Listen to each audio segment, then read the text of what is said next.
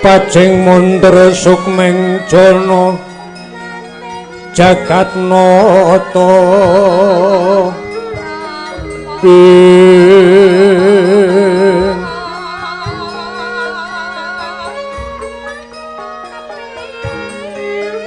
jwala wingit satriya prameng niskara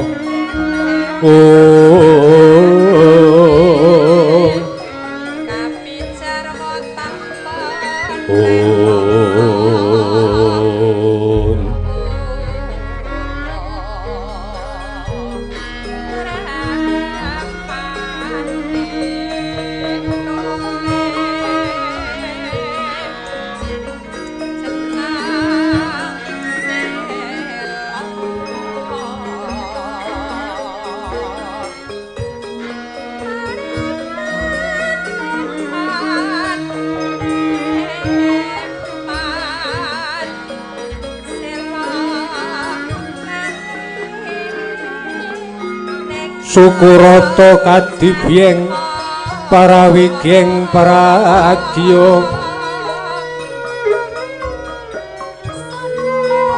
jwala wingit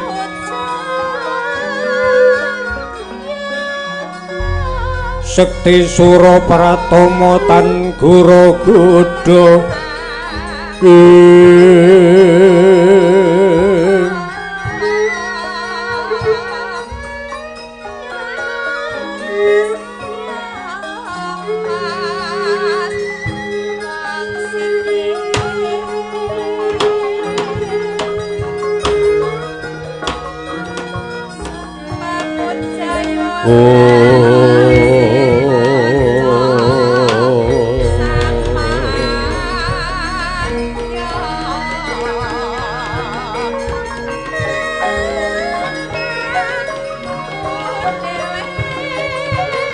mangya darajating praja kawuryanmu sonya ruri rorah pangreng ukara karana tilar palubi sarjana sujana kelu kalulun kala tida tidem tandhaning dumadi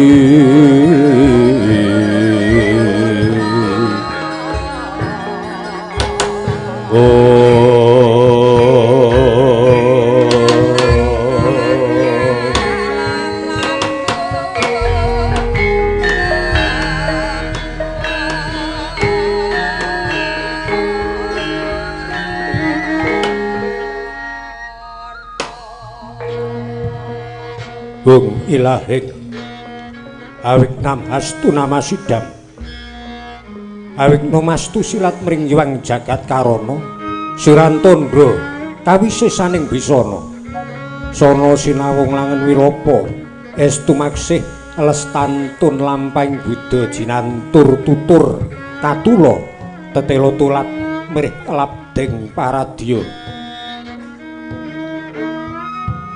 winursita upama prameng niskara karo nedya tumiyeng jaman purwa. Wini Sudata ingkang dina madama pinardhi tameng lalata mangkya tekap wasanan wita. Tanun renggeng perlambang matumpa-tumpa. Marmo panggung hanggung panggeng panggunggung Sang Murwengkata. Kaya kang wis tiningalan gumelaring kang ringgit purwa mangka para lampita ingkang mawarna-warna.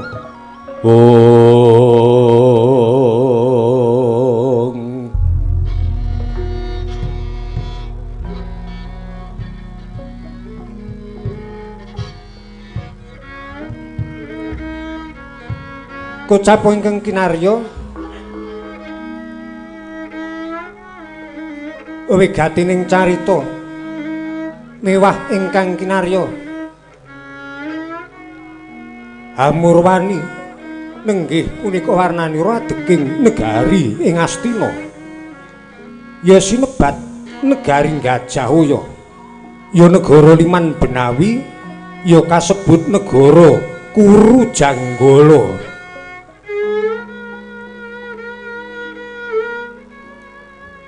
Mila negari Astina pantos kinarya pambuka.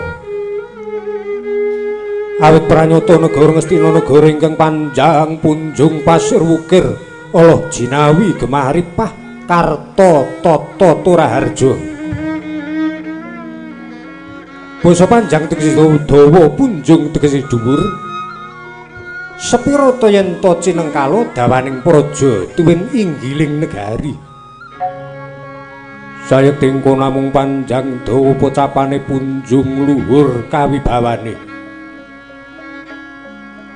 Pasir wukir basa pasir tegese samudra, wukir tegese gunung. Mapen yen to kacondra tanceping kedaton negari Ngastina kinapit ing pegunungan ageng. Mewah kinapit alepen ageng kekalih nenggih alepen Yamuna tuwin kali Gangga. Mangku pelabuhan sak kalengkung ageng.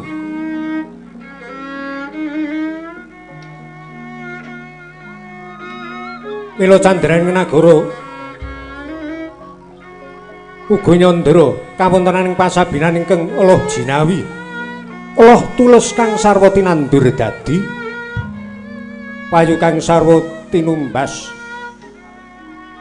Murah kang sarwa tinumbas, mewah payu kang sarwa sinadhi.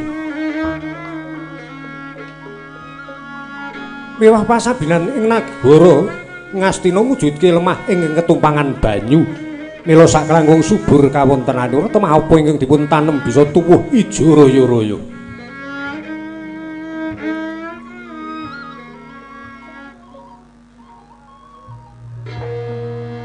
Agemah saha ripah basa gemah kacondra kathah sanggiya para kawula nangkoda ing sami lumampah dedagang lelayaran selur tanana pedhote lumados ing surya pantaraning ratri.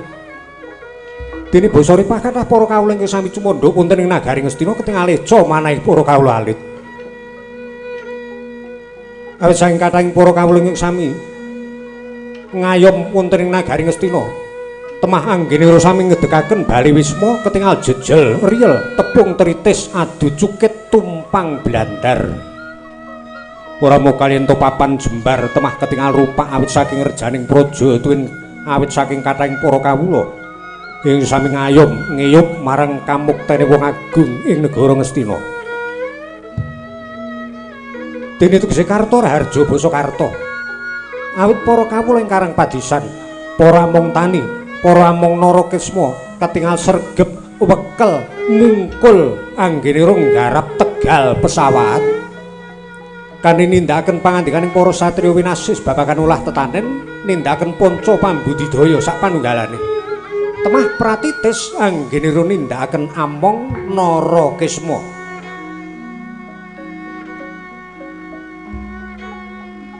Surwa-suri sarwa kleresan kang tinandur dadi mewah andayani kacekapan menggah kabetaning gesangipun.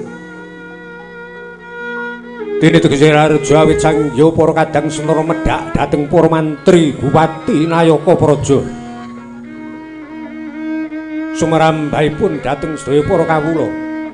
Wis ketingal guyub rukun datan ana ing cengkah rembug padu padha kanca sak panunggalane.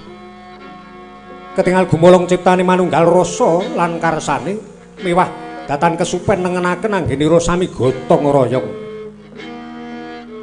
Cinekak panyundura kawontenaning tata rakit gumelaring praja Ngastina nenggih sinten Tadasa namanira Senarapati. Wong agung Ngastina keparing jejuluk Prabu Diridana ya Prabu Suyudana, Prabu Kurupati Destarata Putra, Gendari Suta uga jejuluk Sang Trima Mangsah.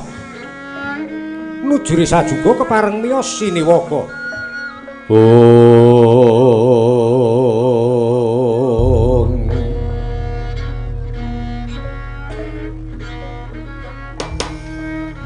Ingkang kepareng ayun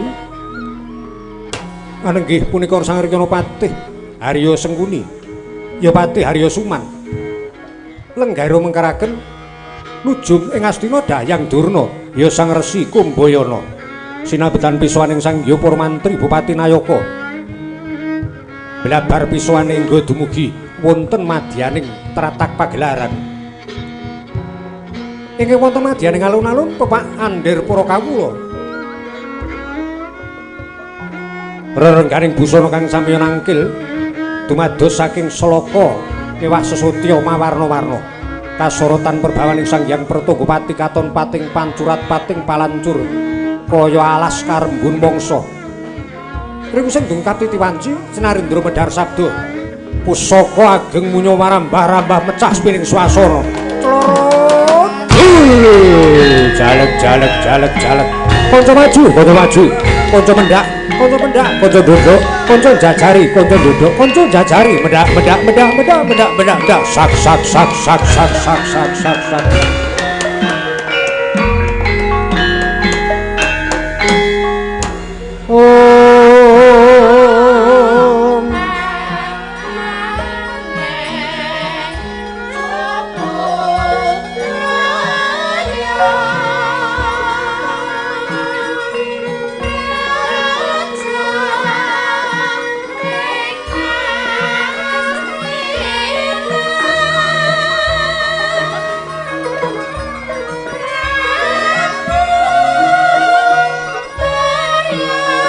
Kata Prabu Duryudana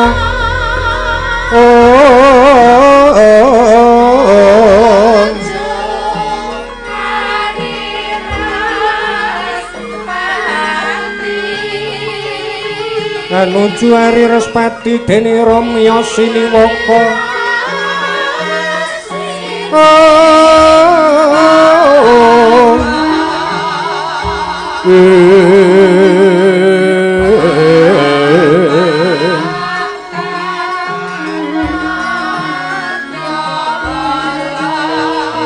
Bapak kang Madyabala ander pindho jalani dipasang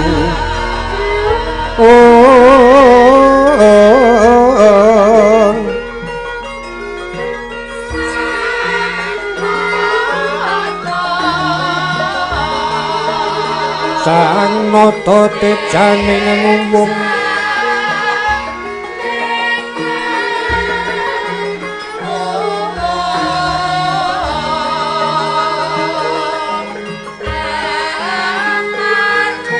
madangi pasewakan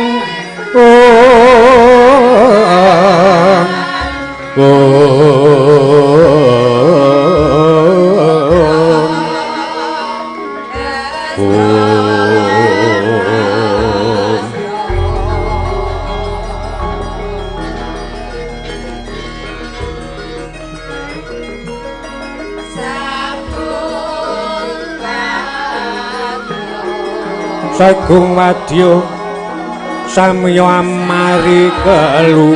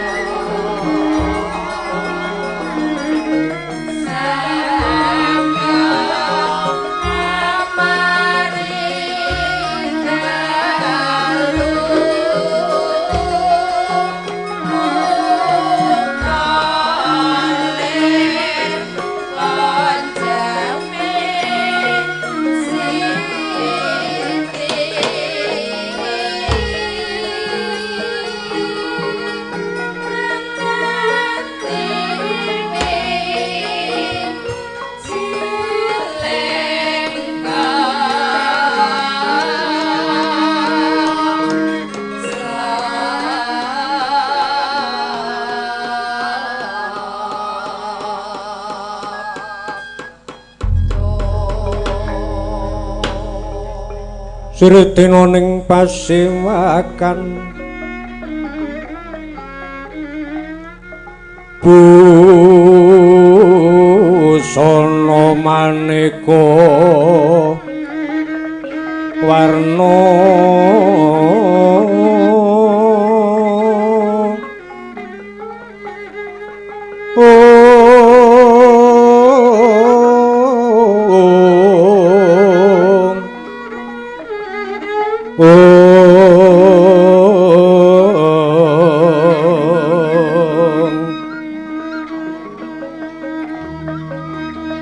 sebak puspiteng Udyana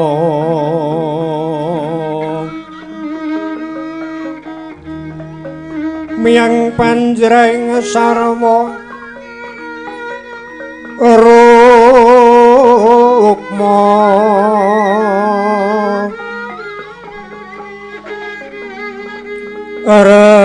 renggeng manik Narawata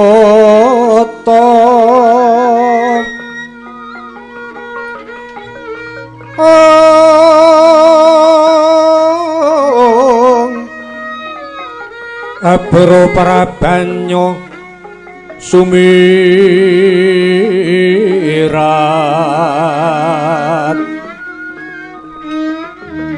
kenyaring tejo liwaran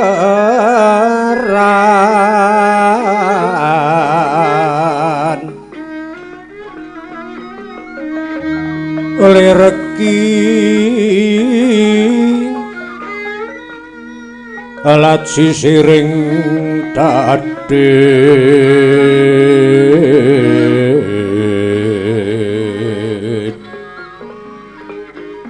wimbu kegondo mrik minging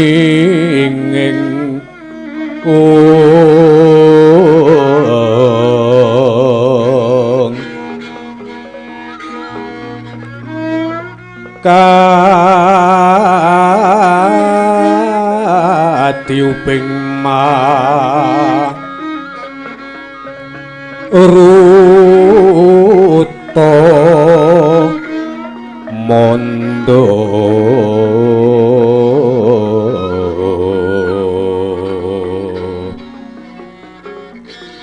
saparan mangambar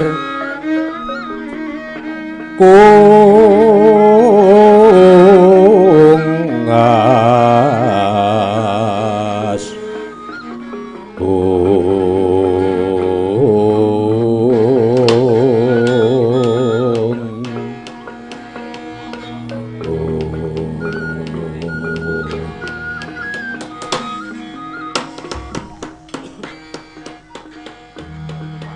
leng-leng gatining kang awan sobo-sobo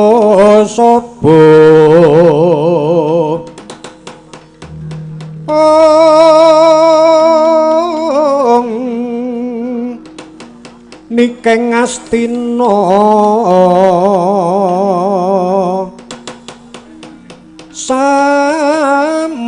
samantara tekeng Tegal Guru Narya Yuwa Kresna lagu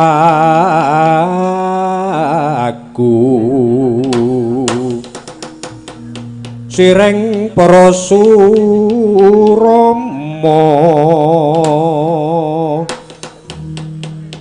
miyangkan Wajanaka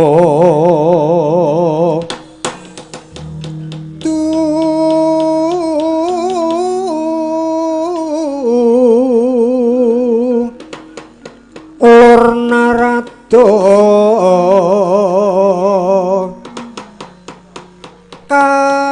kapanggiya Tegalwi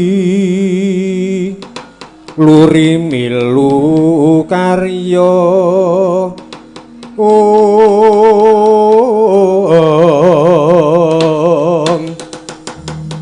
Sang Bupati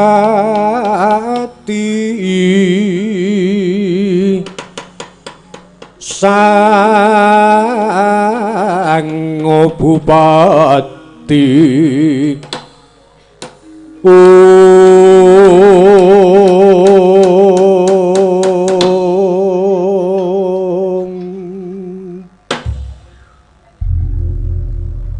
Yes Tungkara Manik Raja Dewagu Jagat Paman Palasa Jenartuin Paman Brita Durna kaparayugakna lenggahipun kula nuninggih Anak Prabu sampun boten kirang setunggal menapa pisuwanipun ingkang bapa kepatihan kula nuninggih Nger ingkang bapa saka lima semanten ugi sampun boten kirang setunggal menapa pisuwan kula Anak Prabu Tuwin sampun ngantos ndadosaken gitaning manah wekdal dinten puniki sedaya para pepundhen tuwin mantri bupati Nayaka manira kempalaken wonten madyaning panangkilan awit yektosipun wonten perkawis ingkang saklangkung wigati wonten sambetipun kalian kawontenaning para Pandhawa ingkang rinten pantaraning wengi namung badhe nyuwun wangsulipun negari Ngastina saking tangan kula. Mila pendak-pendak manira tedhak siniwaka dipun adhep sedaya mantri bupati tuwin punggawa punggawaning negari. Rembag ingkang dumunung wonten panangkilan tentu namung antawisipun para Pandhawa perkawisipun para Pandhawa kaliyan Kurawa wekdal-wekdal ing sampun ugi mekaten sinajan dinten menika ugi niat kula namung badhe ngrembag sedyaning para Pandhawa ingkang tansah gayuh murih Ngastina saged uwal saking tangan kula mila menawi tanpa kekiyatan para kadang Kurawa tangeh sagedipun ngukuhi negari Ngastina satemah menawi Ngastina boten dipun kekahi kawusananipun namung badhe dawah wonten tanganing para kadang Pandhawa tintrim tanana kang nyabawa kaparaban dening Sang Narpa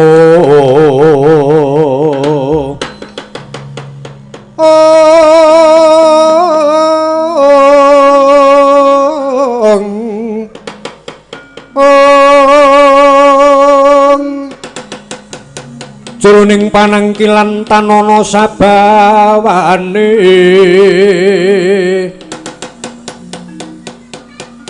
ingkang kapiyarsa mung swaraning abdi kriya gemblak gending miyang kemasan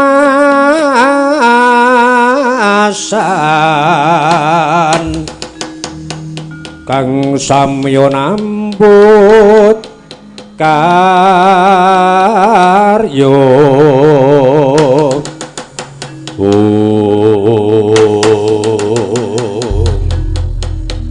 Anak Prabu kula paman menawi angger Prabu nguwatosaken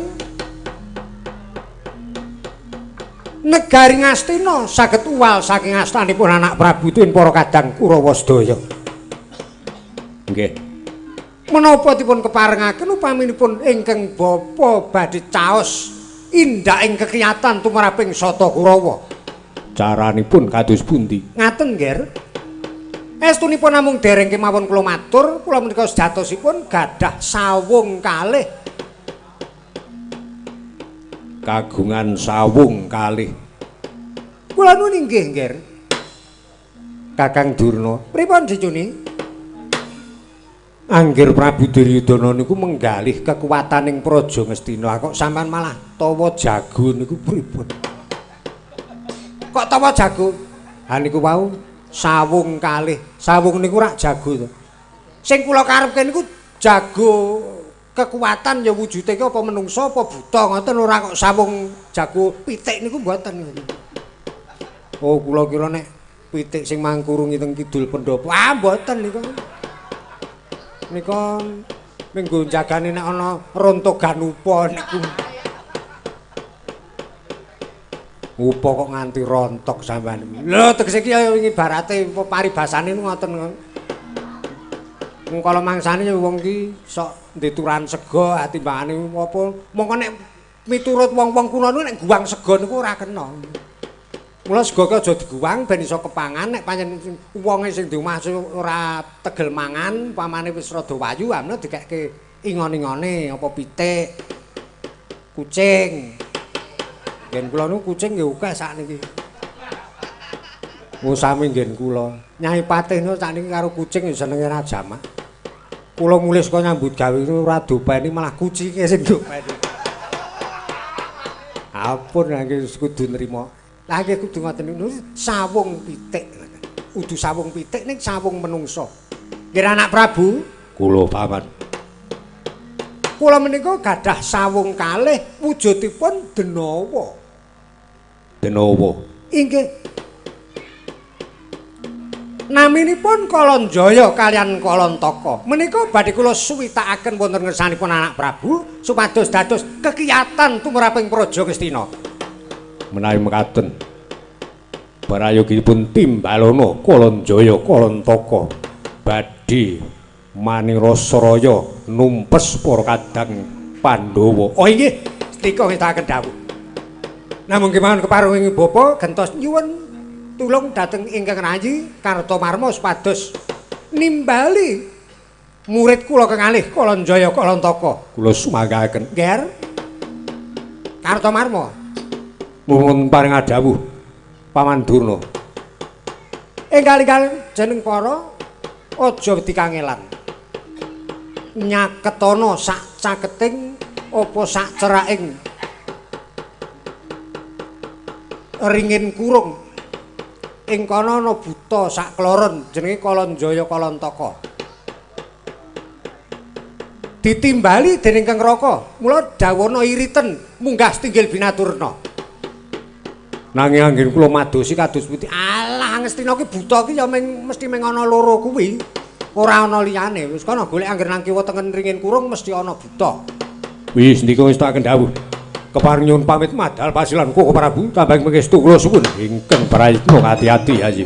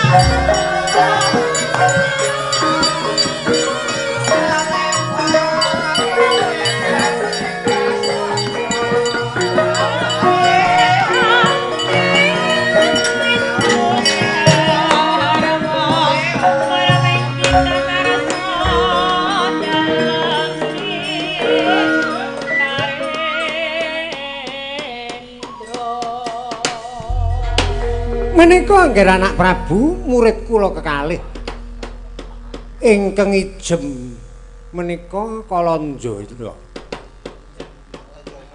ingkang abrit Kalantaka. Mekaten paman. Nggih. Mila pancen kula sejo. Ingkang ijo menika Kalanjana ingkang abrit Kalantaka. kena nggo pakan sapi. Iki buta. Ora nggo pakan sapi, mung nggo pengeling-eling jenenge niku lho, Kalanjana. Jane Kalanjaya ning yo gampange ya Kalanjana mboten napa-napa.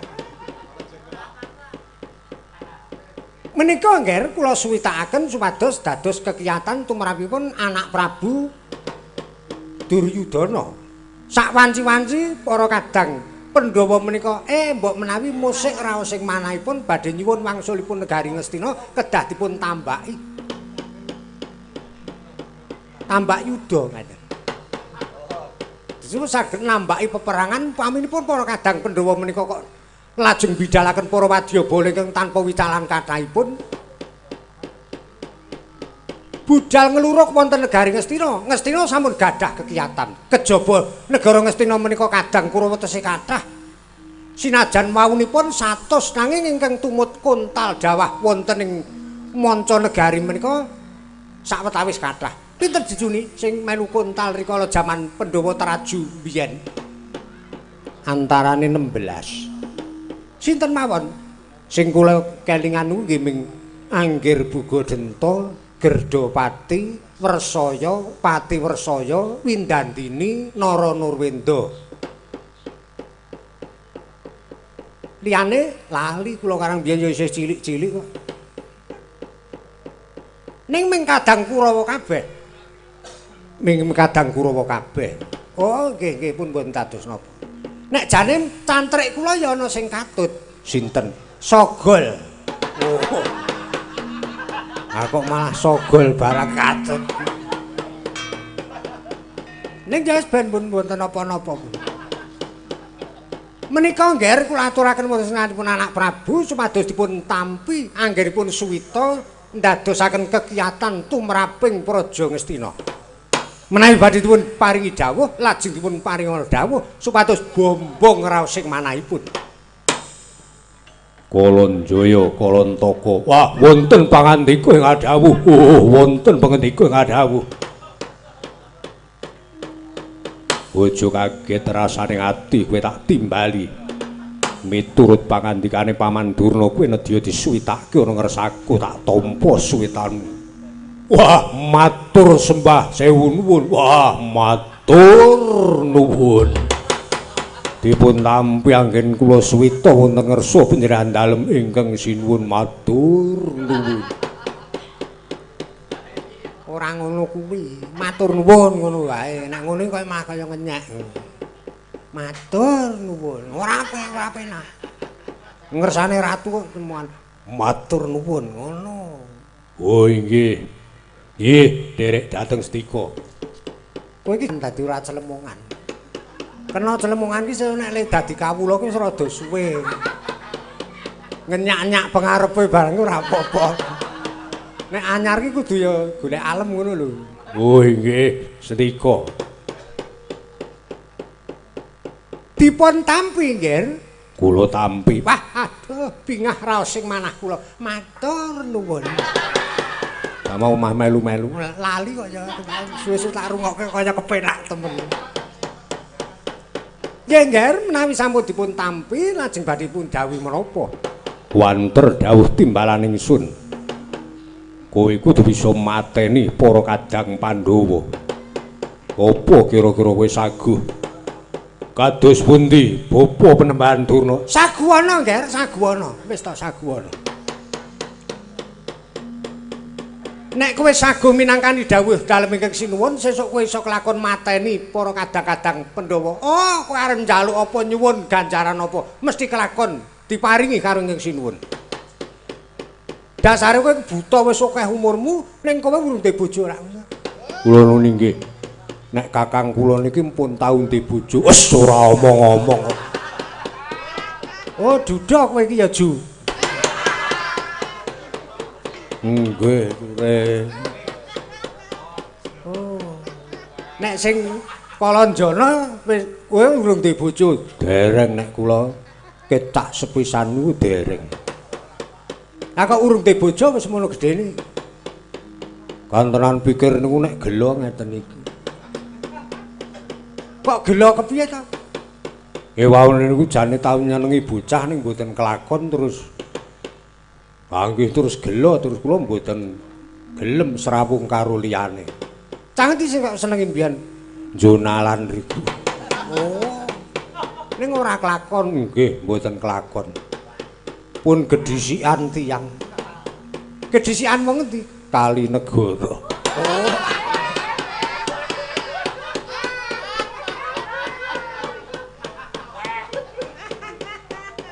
Mah werna-werna Kali Negara bareng. Dados upaminipun mangke denawa kekalih menika dipun paringi dawuh tentu saged ngrampungi karya. Yen mekaten tentu diajeng Banowati tentu badhe remen raos sing manahipun yen kula gadah kekiyatan. Oh nggih tentu remen. Dados ingkang rayi Angger Ratu Banowati lenggah sakmenika wonten kedaton menapa wonten pundi? Wonten Taman Kadilengleng. Oh nggih syukur menawi tesih wonten Sileng. Taman Kadilengleng kok Sileng sampean. Wonten Taman Kadilengleng nggih mangke dipun paringi prisa kemawon menawi ngestina sampun mindhak kegiatanipun. Dados ingkang jenjem raosing penggalih sak wanci-wanci Pandhawa badhe ngintun wadyabala ngrebasa wonten negari Ngastina tentu saged dipun tanggulangi. Saya menawi sampun dipun rumiyini Kalanjaya kaliyan Kalantaka dipun bidhalaken sak perlu numpes para Pandhawa menika langkung prayogi. Kula nuni nggih mekaten. Kalanjaya karo Kalantaka apa kuwi saguh mateni Pandhawa? Saguhana, Nger, saguhana. Saguhana. Kowe iso menang, kowe nampa gancaran aku melu seneng, aku melu moncer. Tegese aku kuwi bapa guru sing kok suwuning ilmu ana tanjane, ana wohe ngono. Ih, kula sagahi. Wah, kula sagahi. Yen pancen wis saguh budhalmu besok kapan?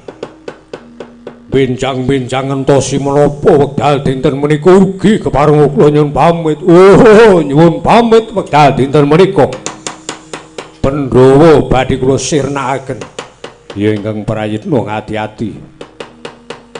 Tak kantheni puji rahayu muga-muga bisa kasembadan numpes para kadang Pandhawa. Matur sembah nuwun. Oh, matur nuwun. Bapa Panembahan nyuwun pamit nyuwun tambahing pangestu. Rama Panembahan nyuwun pamit nyuwun tambahing pangestu. Oh iya Nger, Kalanjaya Kalantaka ora kaya-kaya anakku murid sak klorot. Ayo wis kepiye meneh.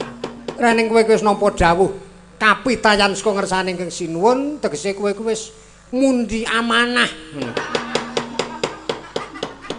Aja kok kowe nggugu sak karepe dhewe. Kowe kuwi kemban dawuhing ratu, aja mengko nggo sembletingan.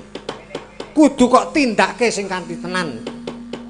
Dadi aja nganti kowe dipercaya karo ratu kok ora ana bukti nyatane. Tindakno kanthi semanggem ya, Nger. Muga-muga kelakon mateni Pandhawa. Nggih, matur sembah sewu nuwun. Budhalo kanthi tak suruh nganggo donga pamujiku lan kowe ora perlu waskuwatir. Sak mburimu Kurawa tanpa witalan akeh bakal ngetutke lagu jantaramu. Kula nuwun nggih. Sampun diwaji kepareng nyuwun pamit. Sinuwun nyuwun pamit nyuwun tambahing westu. Ingkang prayitna ngati-ati.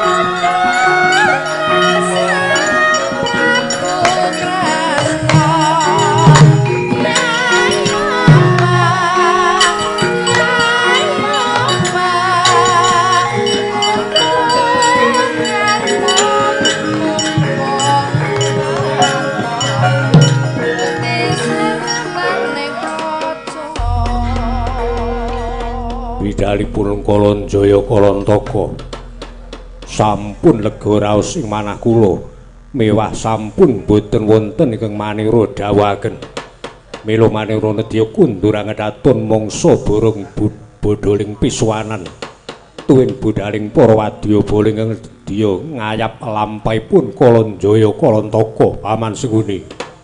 Kula nuninggih nggih terang terwaca dawuh dalem anggir Prabu. Kundur Paduka anak Prabu wonten ing kedaton mulya ingkang bapa namung nderekaken kaluhuran. Mewas sendika ngestokaken dawuh mernata bodholing pisuwanan tuwin budhaling para wadyabala. Semanten ugi kula nggih boten kok kula badhe negakaken anak murid kula kekalih bidalipun Kalanjaya Kalantaka temtu badhe kula awat-awati sarengan kaliyan para wadyabala. Dipun suwun sareng-sareng kemawon mugi-mugi para kadang Pandhawa tumuli saged tumpes tapis tanpa sisa. Kula nuwun inggih Paman Brita Durna. Dimas Kartomarma, aja kurang kaprayitnan nggonmu mbudhalke para wadyabala. Kula nuwun inggih Koko Prabu, tambahing pangestu kula suwun ingkang prayitna ngati-ati. Wau to. Purna sabdane Urus Narendra. Saiting kono nglenggahi sabda Brahmana Raja sabdaning pandhita pangandikaning Ratu Yekti Datan Kunawulawali. Pindha Tirta Kresna tumaming delancang Seta Yekti Datan Kelumebek. Kepareng kundurang daton tedhak jeluk saking palenggahan. Pindha penganten binayangkari.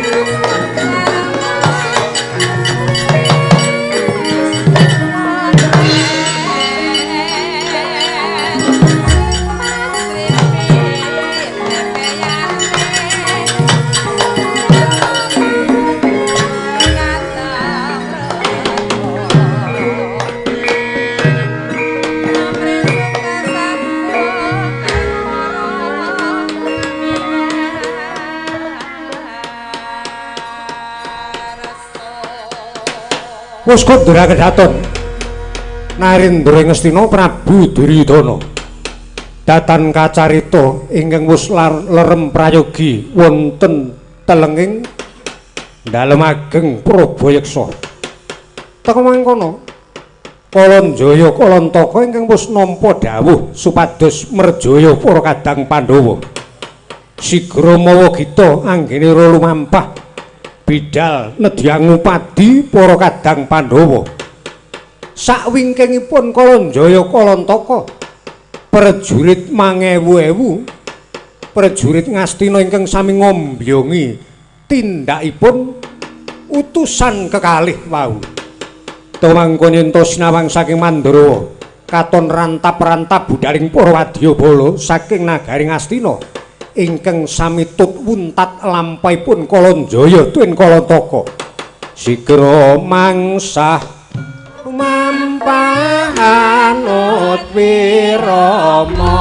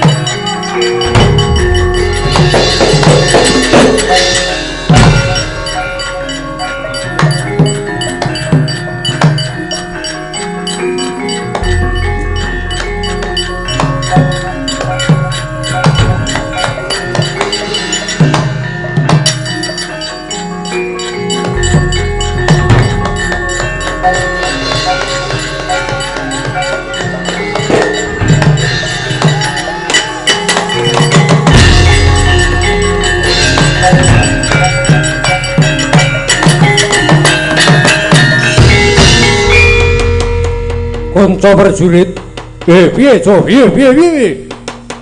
Kowe karo aku prajurit ingkang budal ngarep dhewe. Kudu ingkang prayitna ngati-ati. Gustimu nata ngwangga. Kepareng nitih kreta. Mula dalan ingkang bakal diliwati kudu digatekke. Nek ana dalan ingkang mbrenjul dikepras, nek ana ingkang lega diurugi. Iya, prayoga. Aja nganti gawe cuwa penggalih dalem ingkang sinuwun. Lakune utusan sakloron Kalanjaya Kalantaka wis kepara adoh.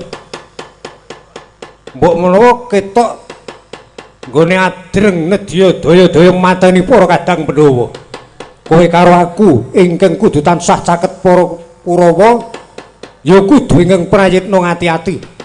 Awit perkara iku sejatine wis didum pakaryane. Lire piye? Kalanjaya Kalantaka nek bisa kepethuk karo para kadang Pandhawa terus cekak-ceket dipateni ya kebeneran. Ning upama Kalanjaya Kalantaka tekane negara Ngamarta telisiban karo Kurawa karo Pandhawa ingkang sejatine Pandhawa lagi ninggal praja. Dumadakan Pandhawa lakune kepethuk karo Kurawa kudu cekak-ceket numpes Pandhawa. Dadi endi sing dhisik, endi sing kepethuk luwih dhisik ngono. Oh iya yen ngono panjenengan kudu ingkang prayitna. Ayo, Co. Maju bareng. Kejaba ngawat-awati lakune Kalanjaya Kalantaka nanging kowe karo aku duwe kewajiban ngestokke dawuh para bendara ing negara Ngastina. Ayo, Co, budal.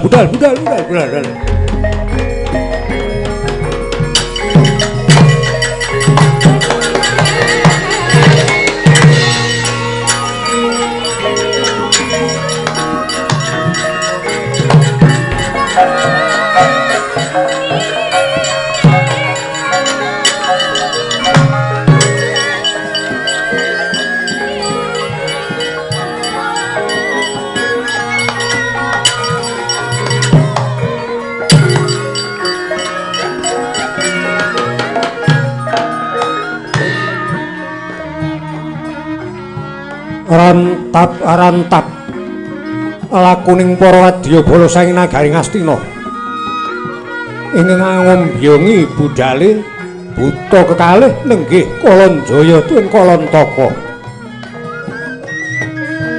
wis ilang saking pandulu labet wis kaling-kalingan gunung lakuning para wadyabala sinigek gantya ingkang winursita Kocapa ingkang wonten saklering gunung mapan wonten ing Delanggung prapatan ana satriya kekalih ingkang setunggal satriya Pringgondani setunggalipun satriya saking Lesanpura kekalihnya satata lenggah ketingal pungun-pungun tiasya nyipta utawi mratandani bilih satriya kekalih Sungkawa anawung bendu tambuh ingkang dipun penggalih kilap ingkang kapenggalih namung katitik liringing netra jaiting netra lekering wadana mratandani bilih sanget Sungkawa satriya kekalih ana keparenging karsa sigra imbal pangandika kekalihira teka mangkono ento kapiyarsa saking katebian anggenira sami imbal wacana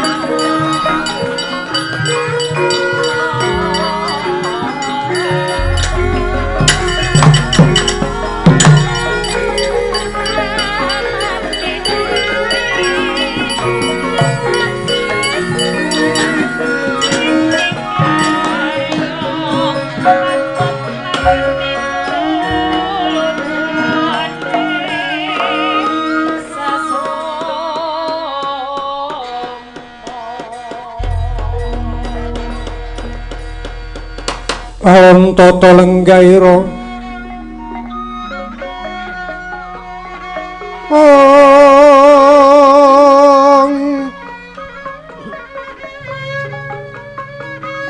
Risang marata tameng dasih tameng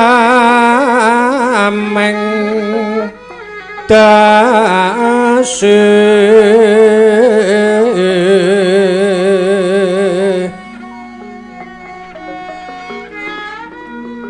sira risang sekaring bawana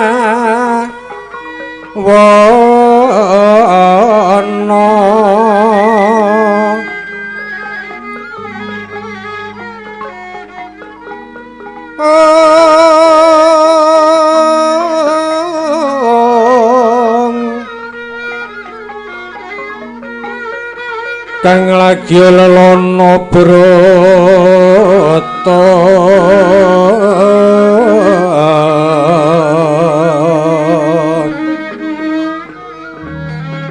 sasat ngisep sepuing sopana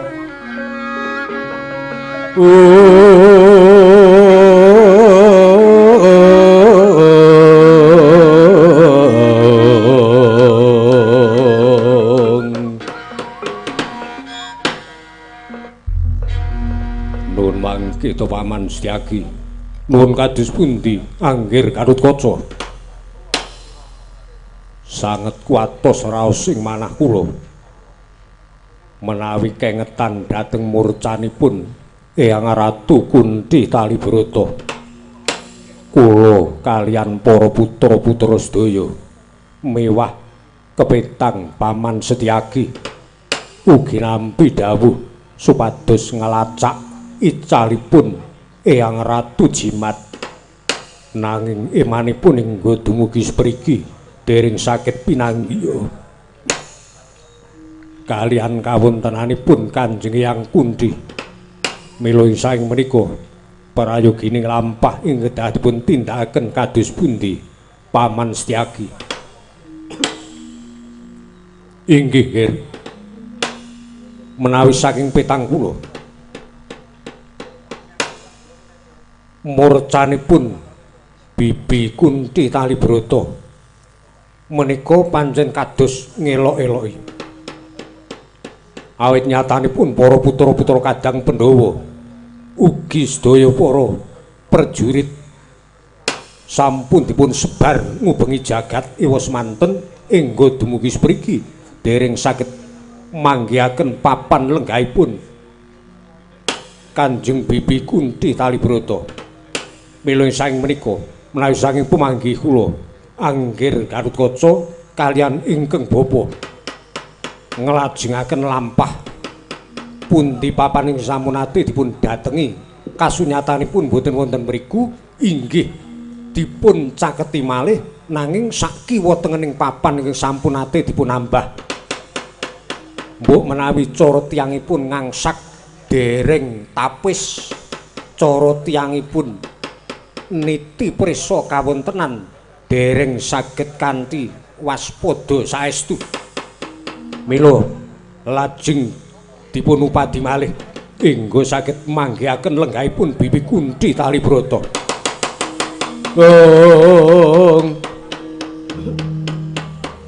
Ridu mawur mangawur-awur murahan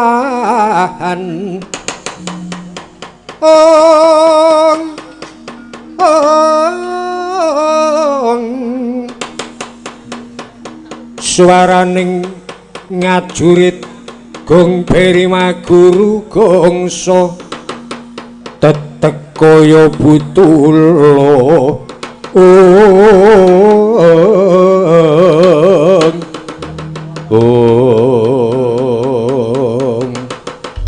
Paman Setyaki nuwun wonten pangendika nggih. Sadangunipun Paman Setyaki kaliyan kula mapan wonten ing Belanggung Praskawanan mriki. Paman kula aturi mespadhaken kilen bener menika wonten bledug mangampak-ampak pratandha menika barisaning tiyang kathah. Waduh. Inggih nggih ketingal wonten bledug mangampak-ampak.